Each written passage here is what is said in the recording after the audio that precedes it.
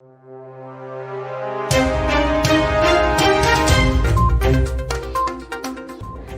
to VARINDIA News Hour. Hybrid work model to continue in 2022. Remote work was once considered a luxury to many, and some workers were able to thrive in a remote setting, while others felt isolated and struggling to keep up a balance between their work and home lives. Now, hybrid working is the current challenge for employers and employees, figuring out the right mix of in-person and remote work to meet the needs of a wide group of stakeholders. Flexible work is a key need for employees today, and just what that flexibility looks like is complex. Moving into 2022, ways of working and interacting are continuing to evolve as organizations adapt to the ongoing changes brought about by a wide range of factors influenced by the COVID-19 pandemic. Thus, 2 years after the world abruptly shifted to widespread adoption of remote work, declaring 2022 the year of hybrid work as workers and companies attempt to regain some sense of normalcy, improve work or life balance, and reconnect with co-workers while still retaining some of the benefits of hybrid work.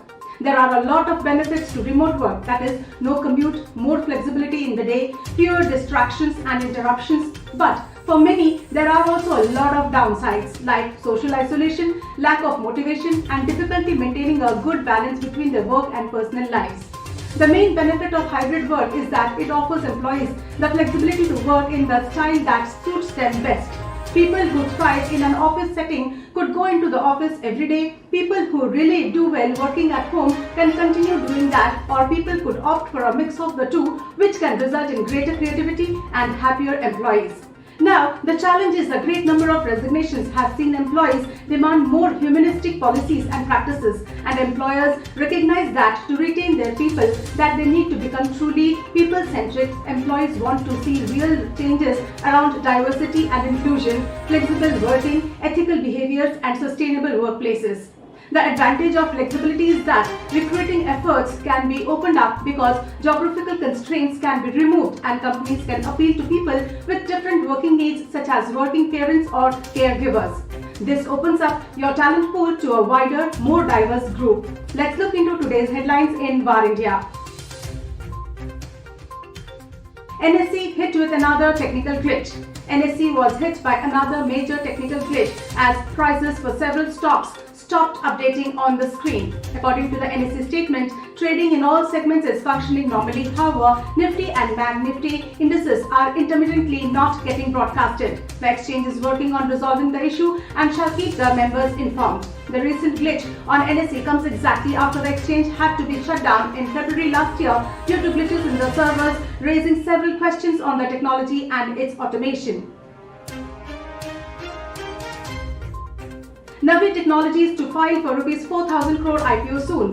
Sachin Bansal's NaviTechnologies is set to file its draft papers with the markets regulator for a Rs 4,000 crore initial public offering later this week. According to the current plans, the company plans to launch its IPO in June. The public issue will be entirely through an issuance of new shares with no offer for sale component, implying that Bansal will not sell shares to investors in the planned IPO. Navi is said to have around 3 million monthly active users and disbursed personal loans to the tune of Rs 500 crores last month.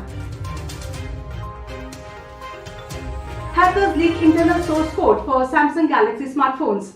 Samsung has confirmed a security breach after hackers obtained and leaked almost 200 gigabytes of confidential data, including source code for various technologies and algorithms for biometric unlock operations. Hacking group Lapsus Dollar, the same group that breached chip giant NVIDIA's data last month, claims to have obtained source code for trusted applets installed in Samsung's Trust Zone environment used for performing sensitive operations, algorithms for all biometric unlock operations, and bootloader source code for all recent Samsung Galaxy devices, allegedly also including confidential data from US chipmaker Qualcomm, which supplies chipsets for Samsung smartphones sold in the United States. Microsoft fixes AutoWarp Azure bug that exposed customer data. Microsoft has addressed a vulnerability in the Azure automation service dubbed as AutoWrap that could have allowed attackers to take complete control over other Azure customers' data. The vulnerability allows an attacker to steal other Azure customers' managed identities authentication tokens from an internal server that manages the sandboxes of other users. Microsoft fixed the security flaw by blocking access to auth tokens to all sandboxes except the one that had legitimate access. Microsoft notified all affected Azure automation service customers and recommended following the security best practices.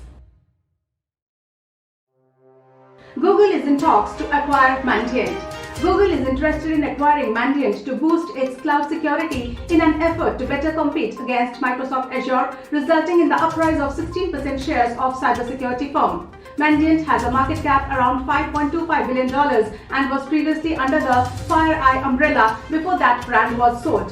FireEye was credited with helping Microsoft discover the SolarWinds hack that attacked government systems last year. Microsoft had also been in discussions to acquire Mandiant. That's all for now. Please like, share, comment and subscribe to VARINDIA News magazine. You can download the VARINDIA app from Google Play Store and Apple App Store for the latest news and updates. Stay tuned. Thank you.